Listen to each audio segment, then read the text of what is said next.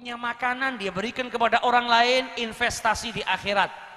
Punya uang ia sedekahkan kepada orang lain, pada hakikatnya dia sedang menabung di akhirat yang kelak dia bisa nikmati daripada tabungannya.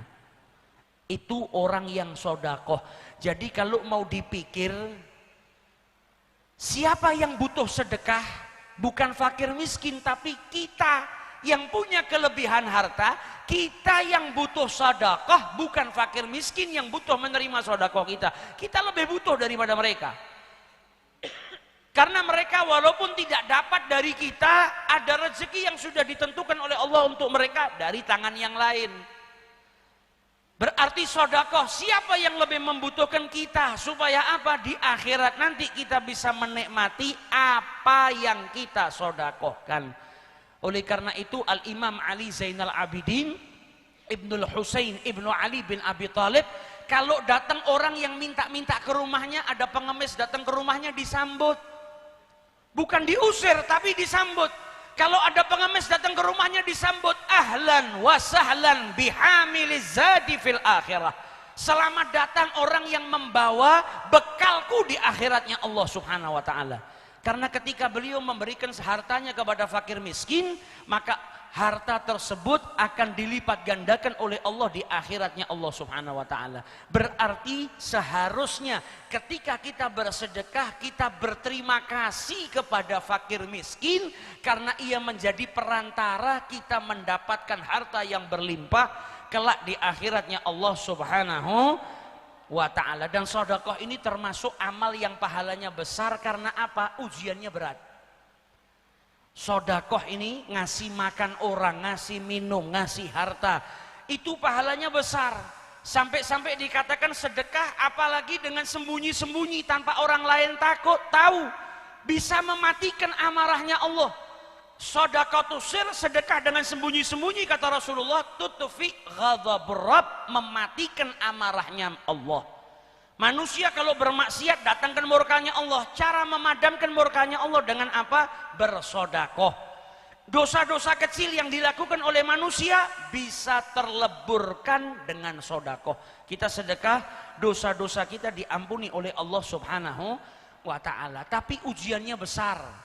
Karena dalam hadits Rasul sallallahu alaihi wasallam bersabda, man tasaddaqa faqad fakka lahya sab'ina syaitan. Barang siapa yang bersedekah, dia telah terbebas atau menang daripada lahya sab'ina syaitanan. Lahya itu waswasah, gangguan. Gangguan 70 syaitan. Jadi manusia itu kalau mau sedekah, setan yang ganggu bukan satu tapi 70. Ketika dia kepingin mau sedekah, ada 70 setan yang datang kepada dirinya. Jangan dikeluarkan, uangmu cuma tinggal sekian. Nanti kalau kau sedekahkan, kau makan apa?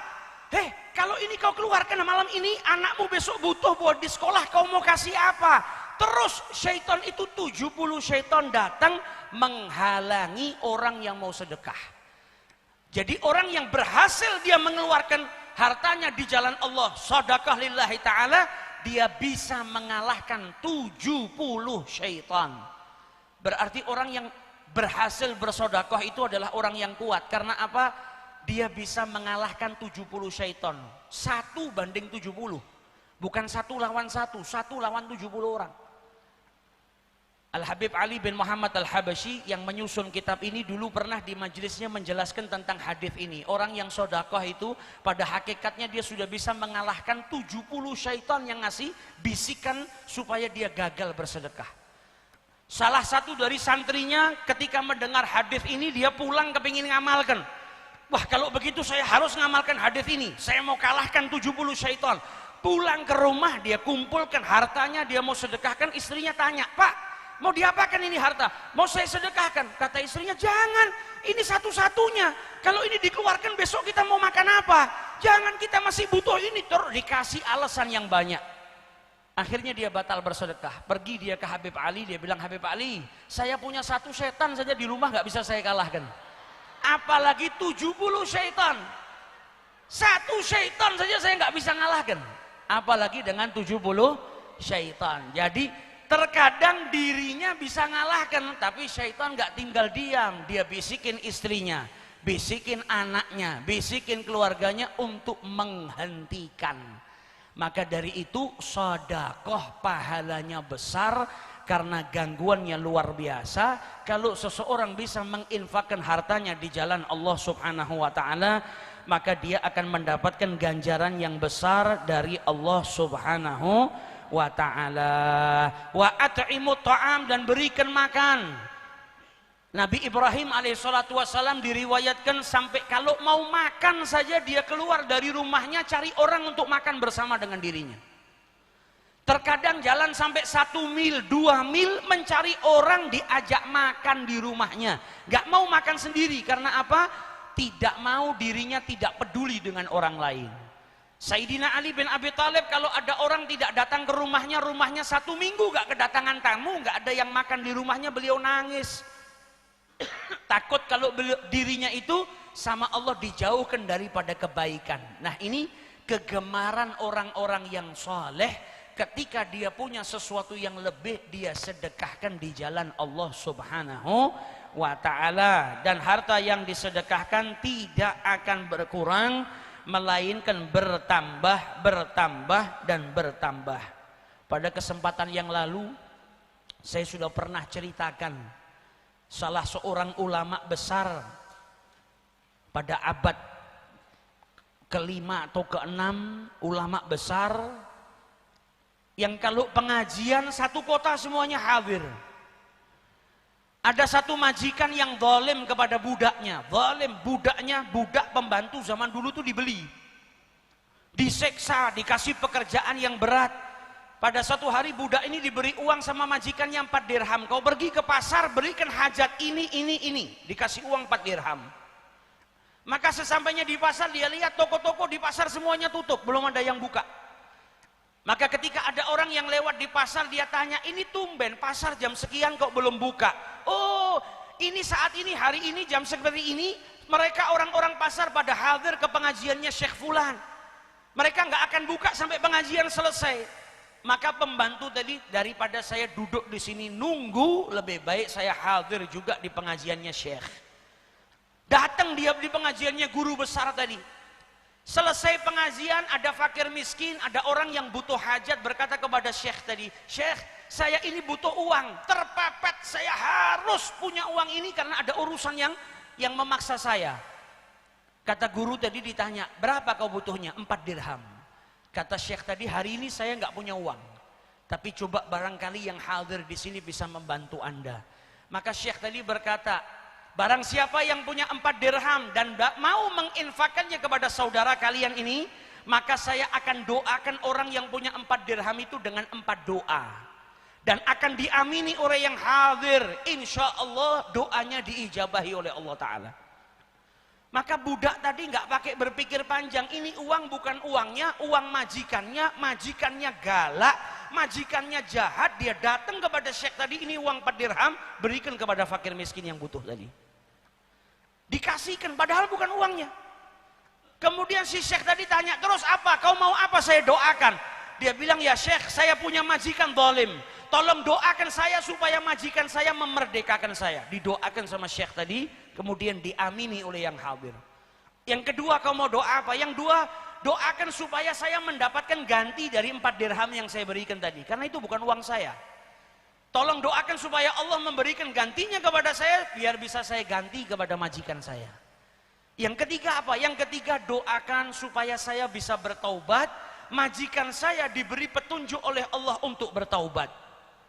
Kemudian yang keempat, doakan saya supaya dosa saya diampuni, majikan saya dosanya diampuni, Anda juga diampuni, dan yang hadir di sini semua diampuni.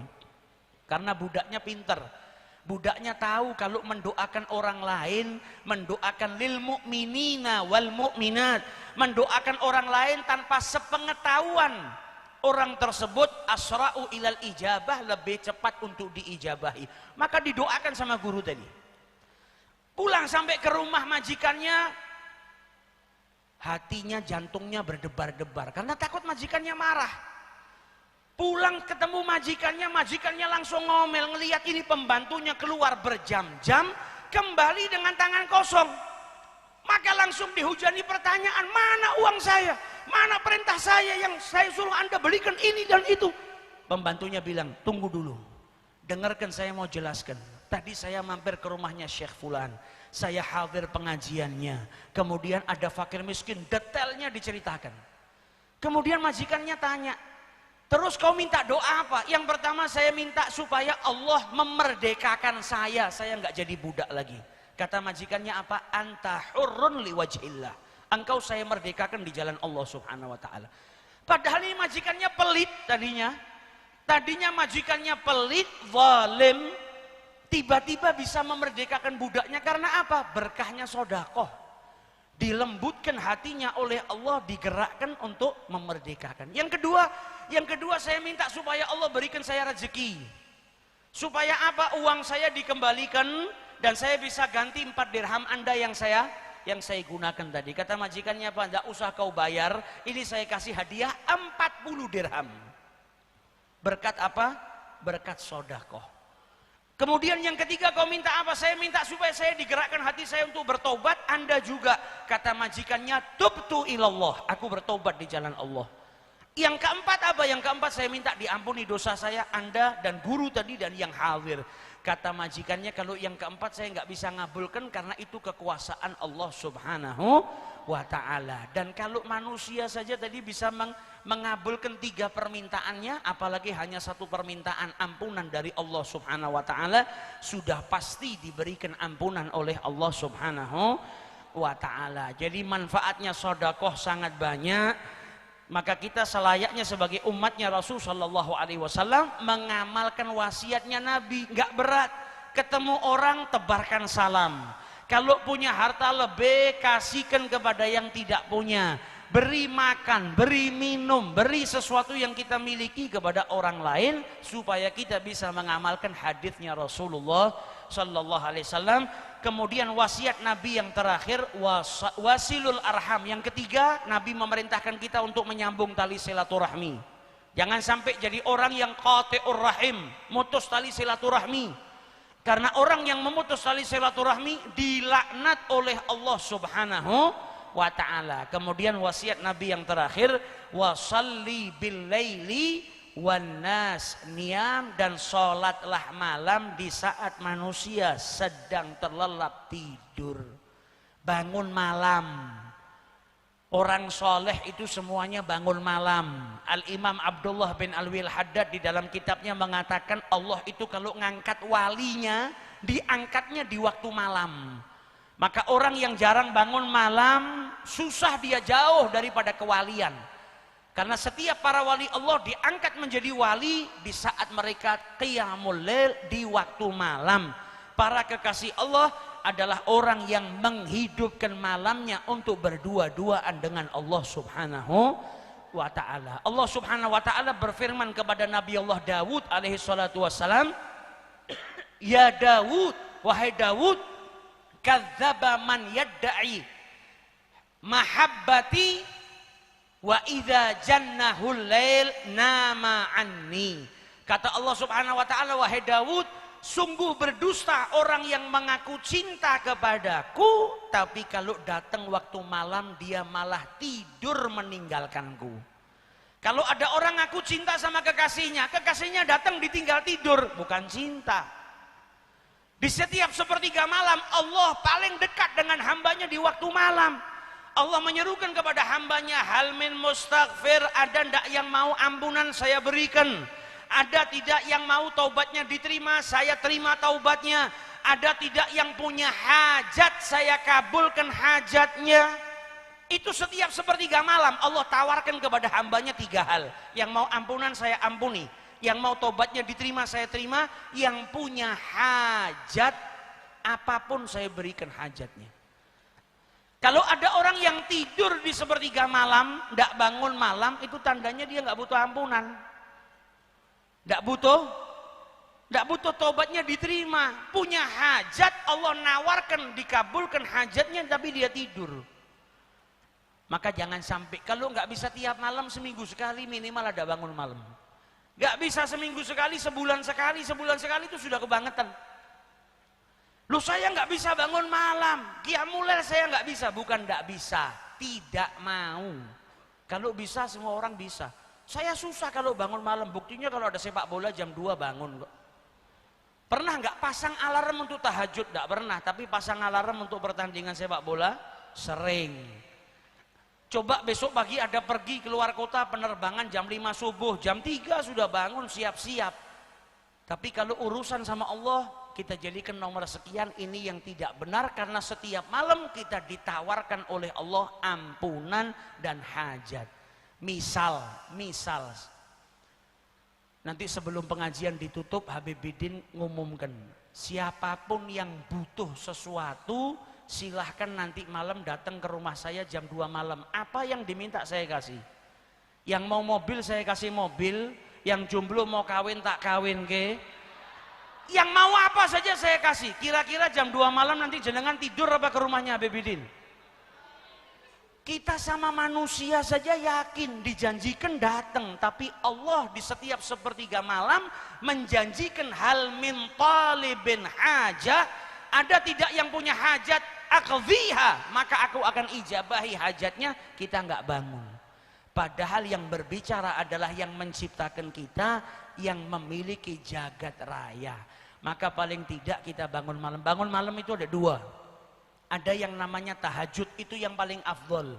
Tahajud syaratnya harus tidur terlebih dahulu.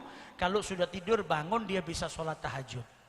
Tapi kalau tidak tidur dia beribadah di malam hari, namanya qiyamul lail. Jadi orang yang tahajud dia dapat tahajud dan dapat qiyamul lail. Orang yang nggak pakai tidur dia hanya mendapat keutamaannya qiyamul lail. Kalau sholat tanpa tidur ya sholat qiyamul lail. Jadi qiyamul lail itu dengan amal ibadah apapun. Sholat qiyamul lail, bangun malam, tergolong sebagai orang yang membangun malamnya untuk beribadah. Ngaji Quran sama, istighfar sama, tergolong qiyamul lail. Bahkan baca kitab-kitab yang mengingatkan kita kepada Allah itu juga bagian daripada qiyamul lail. Jadi kalau tidak bisa sholat, saya ngantuk, minimal istighfar. Bangun jam 2 malam ngelilir, astagfirullahaladzim, astagfirullahaladzim, astagfirullahaladzim, tidur lagi. Sudah tergolong sebagai qiyamul lail karena dia bangun di waktu malam untuk apa? Untuk beristighfar. Mau ngaji Quran, ya Allah badan tidak kuat, sudah ngantuk, baca qul huwallahu ahad, tergolong sebagai orang yang qiyamul lail. Lah kalau saya nggak bangun, lah manusia kan pasti tidur, kadang ada bangunnya jam 2 kebelet mau ke belakang. Bangun ke belakang, dari belakang jangan langsung balik ke kasur tidur, minimal di kasur baca subhanallah, subhanallah, subhanallah, tidur. Berarti dia bangun malam berzikir kepada Allah subhanahu wa ta'ala. Tapi jangan tiap malam seperti itu, harus ada sholatnya. Diusahakan minimal berapa hari sekali. Jangan tiap hari cuma istiqomahnya guru subhanallah ping telu, ndak ada peningkatannya. Apalagi bangun malamnya cuma kencing dok. Tiap malam bangun jam 2 malam nguyuh. Nah ini malaikatnya bingung, dicatat di buku amal catatannya istiqomah nguyuh. Orang di mana-mana sudah istiqomah qiyamul lail, ini istiqomahnya cuma buang hajat. Maka gunakan waktu malam untuk berdua-duaan dengan Allah subhanahu wa ta'ala. Minta kepada Allah hajat kita, karena Allah memerintahkan ud'uni astajibu lakum, mintalah kepadaku niscaya aku akan ijabahi. Tidak ada doa yang tidak diijabahi oleh Allah. Loh saya sudah berdoa kepingin jadi orang kaya kok tidak diijabahi sama Allah. Setiap doa diijabahi oleh Allah, nggak ada doa yang tidak diijabahi. Lah kok saya belum dapat apa yang saya mintakan? Terkadang Allah mengijabahi sesuai dengan permintaanmu, terkadang Allah mengijabahi dengan yang lebih baik daripada permintaanmu. Engkau minta kaya, misalnya kepingin, ya Rabb saya kepingin tahun ini saya dapat rezeki sekian, atau pekerjaan ini tembus jadi punya saya. Allah tahu mana yang baik untuk dirimu, dan engkau belum tentu tahu mana yang baik untuk dirimu. Jadi terkadang kita minta sesuatu, Allah nggak mengijabahi seperti yang kita minta, tapi dikasih dengan yang lebih baik daripada itu. Kamu kalau saya kasih ini, nanti kalau kamu jadi kaya, kamu malah keluar dari ajaran Islam. Atau bisa jadi kalau kamu kaya, saking senengnya sugih, nggak mau makan di rumah, makan di luar, terus kolesterol naik, gula naik, stroke. Akhirnya apa? Sugih nggak ada manfaatnya, stroke. Atau engkau diberi kekayaan, anakmu hidup bergelimang harta, terjerumus narkoba, terjerumus perbuatan kriminal. Jadi Allah tahu engkau tidak diberikan kekayaan, tapi sama Allah diberikan kesehatan yang lebih mahal dari kekayaan. Engkau saat itu nggak diberikan kekayaan, tapi Allah berikan anak-anak yang soleh solehah. Jadi setiap doa diijabahi sama Allah, terkadang diijabahi sesuai dengan permintaanmu, terkadang diberi dengan yang lebih baik daripada permintaanmu. Ibarat kata supaya mudah dipahami, anak kecil yang sakit batuk. Kita punya anak masih kecil, batuk, pilek luar biasa. Pulang dari dokter dia ngelihat ada orang jual es krim, nangis minta. Orang tuanya nggak ngasih es krim, tapi belikan roti. Bukan tidak dikasih, tetap dikasih, tapi bukan dengan es krim. Ini kalau kau makan kau tambah sakit. Nah anak nggak paham. Kita terkadang seperti itu, kita minta sama Allah nggak dijabahi-jabahi, kita ngambek. Nggak rugi Allah kalau kita ngambek, kita yang malah rugi. Jadi terkadang Allah tidak memberikan sesuai dengan yang kita minta, tapi kita tetap diberi dan bahkan lebih baik daripada apa yang kita minta. Semoga doa-doa kita malam hari ini diijabahi oleh Allah dengan ijabah al-ajilah yang cepat insya Allah. Dan semoga doa-doa kita diijabahi, hajat-hajat kita dikabulkan oleh Allah subhanahu wa ta'ala. Berkahnya majelis maulid, keluarga kita dijaga oleh Allah, anak-anak kita, istri-istri kita, suami-suami kita, ibu dan bapak kita dijaga oleh Allah subhanahu wa ta'ala.